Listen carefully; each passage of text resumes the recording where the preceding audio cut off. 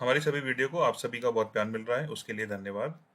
हमारी एक सीएचओ साथी की रिक्वेस्ट आई थी जनरल राउंड के ऊपर वीडियो बनाने के लिए। पार्ट 1 वीडियो मैंने बनाई है जो हमारे चैनल पर उपलब्ध है। हमारे सभी सीएचओ साथी बहुत मेहनत से अपना काम कर रहे हैं। सभी सीएचओ साथियों की और नॉलेज बढ़ाने के लिए आज मैं इस जनरल राउंड के ऊपर पार्ट 2 वीडियो बना रहा हूँ। पिछली वीडियो में हमने कवर किए थे 1 से लेके 12 चेक पॉइंट। आज मैं कवर करूंगा 13 से लेके 22 तक, टोटल 10 चेक पॉइंट कवर करूंगा। जो जो जब एनक्वास का एक्सटर्नल असेसमेंट होता है, असेसर क्या क्या चीज़ें चेक करते हैं, क्या क्या चीज़ें देखते हैं हमारे आयुष्मान आरोग्य मंदिर में। अगर आपको मेरी ये वीडियो अच्छी लगे तो हमारे चैनल को सब्सक्राइब कीजिए और लाइक कीजिए। चलिए वीडियो स्टार्ट करते हैं। तो 13 नंबर का जो पॉइंट होता है वो होता है adequate space oblique room for yoga. Yoga के लिए हमारे पास स्पेस है या नहीं है आयुष्मान आरोग्य मंदिर में, और इम्यूनाइजेशन एक्टिविटीज़ हमारे आयुष्मान आरोग्य मंदिर में हो रही नहीं हो रही है, तो उसके लिए हमें प्रॉपर स्पेस चाहिए। जैसा जो हमारा आयुष्मान आरोग्य मंदिर होता है उसमें जहाँ पे हम योगा कराते हैं वहाँ पे प्रॉपर शेड, टीन शेड होनी चाहिए, जिससे अगर बारिश का मौसम है, बारिश के मौसम में जो गांव के लोग होते हैं जो योगासन करते हैं आगे, वो बिल्कुल भी भीगने नहीं चाहिए उसमें बारिश में। और इम्यूनाइजेशन की एक्टिविटीज होनी चाहिए, टीकाकरण भी होना चाहिए हमारे आयुष्मान आरोग्य मंदिर में। फिर हमारा 14 नंबर का चेक पॉइंट आता है demarcated space for laboratory diagnostic drug and storage.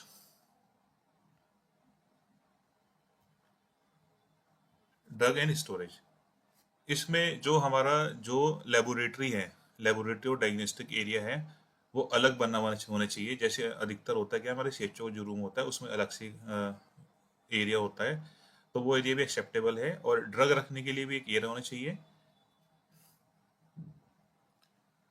जो हमारा लेबोरेटरी एरिया है वो सही प्रॉपर बना होना चाहिए। उसमें जो सिंक लगी हुई होती है वो डीप होनी चाहिए जिससे छींटे हमारे ऊपर ना आए। उसमें जो टैप लगी होती है वो एल्बो टैप होनी चाहिए। और उसमें ईटीपी भी होना चाहिए लिक्विड वेस्ट मैनेजमेंट के लिए। जो हमारा लिक्विड वेस्ट निकलता है उसको हमें आधे घंटे ईटीपी में छोड़ना होता है, डिसइंफेक्ट करके हमें उसे ड्रेन आउट करना होता है बाहर नाली में, जिससे हमारे वातावरण में इन्फेक्शन ना फैले। और जो हमारी जो मेडिसिन होती है उसके लिए हमें प्रॉपर अलमीरा होनी चाहिए हमारे पास, प्रॉपर रैक्स होनी चाहिए, और शेल्फ होनी चाहिए हमारे आयुष्मान आरोग्य मंदिर में। फिर हमारा चेक पॉइंट आता है,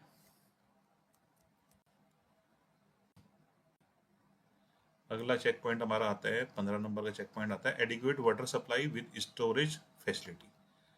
अब जो हमारे पेशेंट आते हैं, जो उनके रिश्तेदार आते हैं, उनके लिए पीने का पानी होना चाहिए, या तो आरओ लगा हुआ होना चाहिए हमारे हॉस्पिटल में, या फिर डेली डेली पोर्टेबल वाटर जो कैम्फर का वाटर होता है उसकी प्रॉपर सप्लाई होनी चाहिए। वो डेली आना चाहिए जिससे हम पब्लिक को और पेशेंट को पानी पिला सके। जैसे गर्मी का मौसम में बहुत पानी की आवश्यकता होती है, सर्दी में भी आवश्यकता होती है। जैसे मैं अपना ओआरएस का घोल बनाना है जिंक का, उसके लिए भी एक ओआरएस जिंक कॉर्नर बनाना होता है। और जो हमारा जो पानी होता है पंप की उसकी प्रॉपर सप्लाई होनी चाहिए, मोटर लगा होना चाहिए, ऊपर टैंक रखा होना चाहिए, और वाटर की कैपेसिटी इतनी होनी चाहिए कि 3 दिन तक पानी मिलता रहे आयुष्मान आरोग्य मंदिर में। और हमारा जो पानी है उसका पीरियडिक क्लोरिनेशन कराना होता है। क्लोरिनेशन के लिए टैबलेट्स आती है, उस टैबलेट्स में लिखा होता है, जो जनरली मिल जाती है हमें, मार्केट से मिल जाती है या सरकारी सप्लाई में भी आती है। टैबलेट्स के ऊपर लिखा होता है कि 500 लीटर पानी में कितनी टैबलेट डालनी है, वो आपको मार्केट से मिल जाएगी। और उसके बाद हमें जो हमारा जो पानी होता है, हमारा जो टैंक है, वो हमें हर 3 महीने में साफ कराना होता है। और हर 3 महीने में वाटर की टेस्टिंग भी करानी होती है, कोई इसके अंदर कीटाणु तो डेवलप नहीं हो रहा है। उसका ठीक से तरीका ये होता है, एक कंटेनर होता है, कंटेनर में पानी लेते हैं, उसको हम लैब में भेजते हैं, लैब में देखते हैं कोई इसके अंदर माइक्रो ऑर्गेनिज्म डेवलप तो नहीं हो रहा है।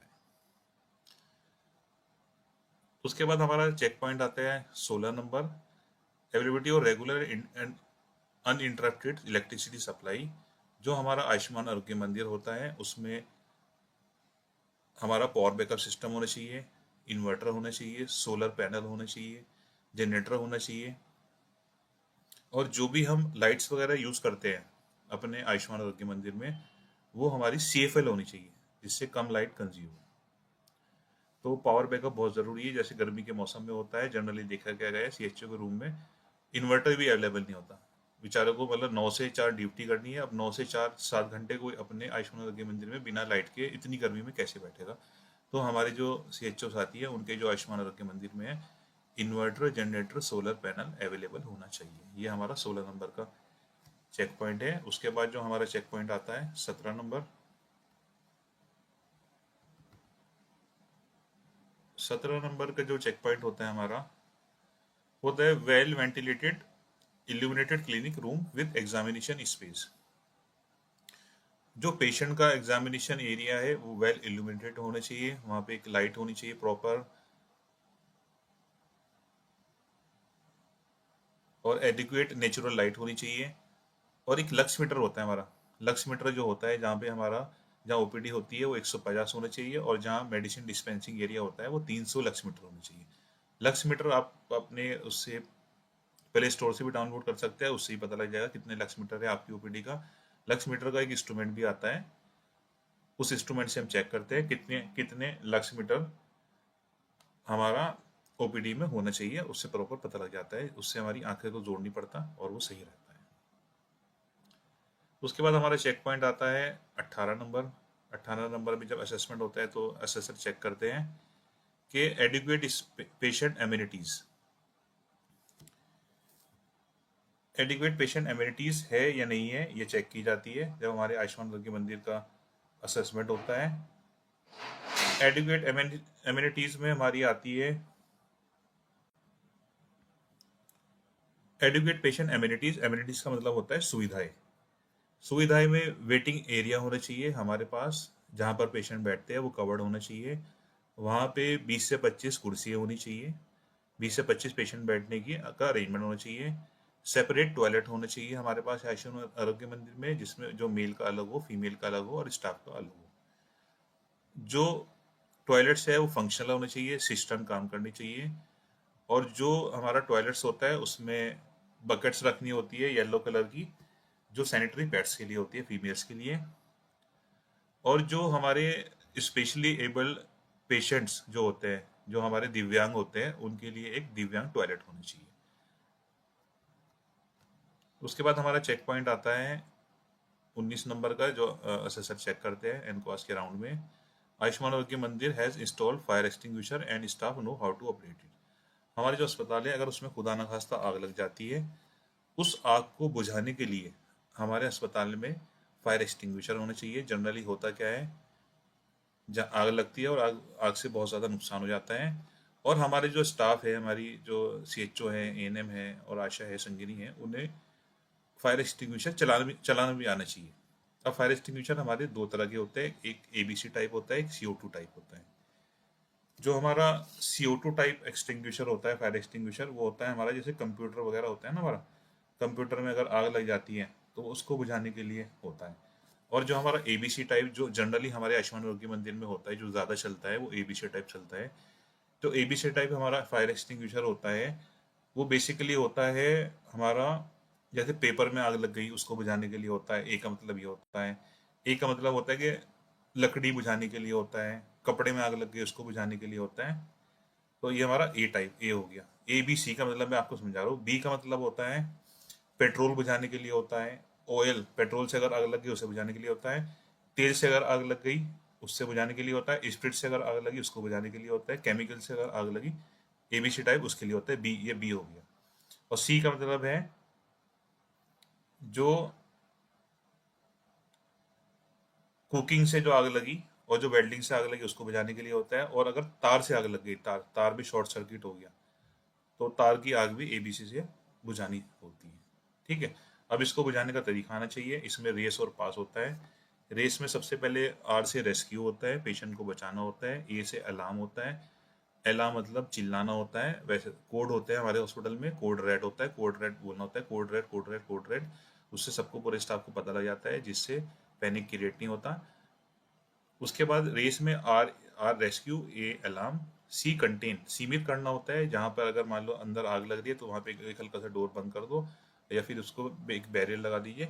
उसके बाद ई हमारा एक्सटिंग्विश, एक्सटिंग्विश हमें आग बुझानी है। आग बुझाने के लिए हमारा फॉर्मूला होता है पास, PASS। सबसे पहले अच्छा, आग बुझाने पहले, पास से पहले, सबसे पहले हमें करना क्या होता है, हमें फायर एक्सटिंग्विशर चेक करना होता है कि उसके अंदर गैस है नहीं है। उसमें एक मीटर होता है, अगर निडल हरे हरे रंग के ऊपर है तो उसके अंदर गैस भरी हुई है। लाल के ऊपर नहीं होनी चाहिए, लाल में एम्प्टी होती है। अगर और जो हमारा फायर एक्सटिंग्विशर है उसमें एक्सपायरी डेट चेक करनी होती है, एक्सपायर तो नहीं हो, और रिफिल की डेट चेक करनी होती है, रिफिल की डेट है ही नहीं है। उसके बाद हमारा पास होता है। पास में PASS होता है। P से पुल द पिन, A से am the base of fire, S से स्क्वीज, और फिर दोबारा S से स्वीप। मतलब P से पुल द पिन, सबसे पहले हमें मीटर चेक करना होता है, हरे के ऊपर निडिल हरे के ऊपर होनी चाहिए। उसके बाद हमारा फिर पुल द पिन करते हैं, फिर हम उसकी सील तोड़ के पिन को निकालते हैं हॉरिजेंटली, फिर प्लास्टिक निकालते हैं जो प्लास्टिक बीच में लगी हुई होती है फायर एक्सटिंग्विशर में। फिर हम एम द टारगेट करते हैं, टारगेट जहाँ हम करना है वहाँ पे एम द टारगेट करते हैं, और टारगेट हमें आग के बेस पे करना होता है, बेस में। उसके बाद हमें स्क्वीज, हमें दबाना होता है फायर एक्सटिंग्विशर को, जहाँ से हमने प्लास्टिक निकाली है वहाँ से हाथ से दबाना होता है। फिर side by side, left to right करना होता है बेस के ऊपर। और हमें जब आग बुझानी है तो हमें आग बुझाते हुए आग की तरफ नहीं जाना, हमें आग बुझाते हुए पीछे आना होता है, ये आप ध्यान रखिएगा। और जो हमारे जहाँ पे फायर एग्जिट होते हैं, फायर एग्जिट के साइन होते हैं, जो हमारी फायर एग्जिट होती है वो कलटर फ्री होनी चाहिए, वहाँ पे भीड़ भाड़ नहीं होनी चाहिए या कोई सामान नहीं रखा होना चाहिए, जो हमारे हम स्टाफ है या पेशेंट है इजीली वहाँ से भाग जाए बाहर। उसके बाद हमारा 20वां जो चेक पॉइंट आता है वो आता है जो आयुष्मान के एनकॉस के जनरल राउंड में चेक किया जाता है। आयुष्मान आरोग्य मंदिर does not have temporary connection and loosely hanging wire. Ayushman Arogya मंदिर में टेम्पररी कनेक्शन नहीं होनी चाहिए, वायर खुली भी नहीं होनी चाहिए, लूज नहीं होनी चाहिए, जिससे करंट लगने का खतरा रहता है, क्योंकि हमारे आयुष्मान आरोग्य मंदिर में गांव में बच्चे भी आते हैं। बच्चे ने खुदा न खास्ता किसी तार को पकड़ ले तो करंट लगने का खतरा रहता है। हमारे आयुष्मान आरोग्य मंदिर में MCB होनी चाहिए। MCB में ऐसा होता है अगर शॉर्ट सर्किट होता है तो MCB गिर जाती है, करंट नहीं फैलता। और AV रेगुलेटर भी होना चाहिए। AV रेगुलेटर में जो लाइट आती है, लाइट एक प्रॉपर रेगुलेटरी लाइट आती है, फ्लक्चुएशन नहीं होता उसका जो वोल्टेज होता है। उसके बाद जो हमारा अगला चेक पॉइंट आता है 21वां चेक पॉइंट, जो सेकेंड लास्ट है आज की वीडियो का, availability of drugs and consumable for VHND और कैंप्स। अब हमारा जो आयुष्मान आरोग्य मंदिर होता है, आशा बहन जी और कैंप ऑर्गेनाइज करती है VHND का, विलेज हेल्थ न्यूट्रिशन डे मनाया जाता है। उसमें जो हमारे जो VHND बनाते हैं, कोई 6 करते हैं, कोई 7 करते हैं, कोई 8 करते हैं VHND सेशन। VHND सेशन में जो हमारी मेडिसिन है उसमें विटामिन A हमारे पास होना चाहिए, ये आप लिख लीजिए मेरी वीडियो देख के। आपके पास विटामिन A होना चाहिए, आपके पास शुगर की स्ट्रिप होनी चाहिए अवेलेबल, शुगर चेक करने के लिए पेशेंट की। आपके पास सिरिंजेस सुइयाँ होनी चाहिए, आपके पास प्रेगनेंसी किट होनी चाहिए अवेलेबल, आपके पास HIV किट होनी चाहिए कैंप के लिए, आपके पास जो सेक्सुअली ट्रांसमिटेड इन्फेक्शन है HIV किट वगैरह सब होनी चाहिए, जो सिफिलिस है उसकी किट होनी चाहिए। Kit for testing residual chlorine, जो क्लोरीन होता है क्लोरीनेशन के लिए जो हम चेक करते हैं उसके लिए किट अवेलेबल होनी चाहिए। क्लोरीनेशन हम पानी में चेक करते हैं, पानी में हमें देखना होता है, एक बफर होता है, वो एक उसमें ट्यूब में डालना होता है, थोड़ा सा ट्यूब में पानी लेना होता है, थोड़ा 2-4 बूंदे बफर की डालते हैं, उसको अच्छे से हिलाते हैं। फिर हम एक हमारे पास एक चार्ट होता है, उस चार्ट से हम चेक करते हैं कि पानी पीने योग्य है या नहीं है। क्लोरीनेशन के लिए किट हो गए। उसके बाद हमारे पास होनी चाहिए एक स्टेनलेस चार्ट होनी चाहिए हमारे पास, उससे पेशेंट की रिफ्लेक्शन चेक करना होता है, कोई नंबर तो नहीं है पेशेंट का, आंख में देखने में कोई दिक्कत तो नहीं है। और हमारे पास मेजरिंग टेप टेप होनी चाहिए 6 मीटर की जो होती है, जो प्रेग्नेंट वुमेन के लिए चेक करना होता है कितने। और हमारे पास होनी चाहिए reading modules. Reading modules basically होते क्या है, जो हमारे जो पढ़े लिखे लोग हैं वो अपने रीडिंग मॉड्यूल से पढ़ लेते हैं कि हमारे जैसे माता है, बच्चे हैं, क्या क्या खाना है, क्या क्या नहीं खाना, कैसे रहना है, साफ सफाई से कैसे रहना है, ये सब चीज़ें इसमें होती है रीडिंग मॉड्यूल्स में। उसके बाद हमारा लास्ट का जो चेक पॉइंट जो चेक किया जाता है जनरल राउंड में एनकॉस के, वो चेक किया जाता है disposable for dressing in emergency management. अगर कोई खुदा ना खास्ता कोई वैसा पेशेंट आ जाता है, इमरजेंसी वाला पेशेंट आता है, किसी का जिसका बेचारे का एक्सीडेंट हो गया, किसी की बेचारे के अगर हाथ टूट गया, टांग टूट गई, तो उसके लिए हमारे पास स्प्लिंट होना चाहिए। स्प्लिंट जो फिक्स कर सके, जो हड्डी अगर टूट जाती है उसको फिक्स करने के लिए होता है। हमारे पास सिरिंज होनी चाहिए 10 cc की, 5 cc की, 2 cc की AD सिरिंज होनी चाहिए हमारे पास 0.5 ml में एंड 0.1 ml में।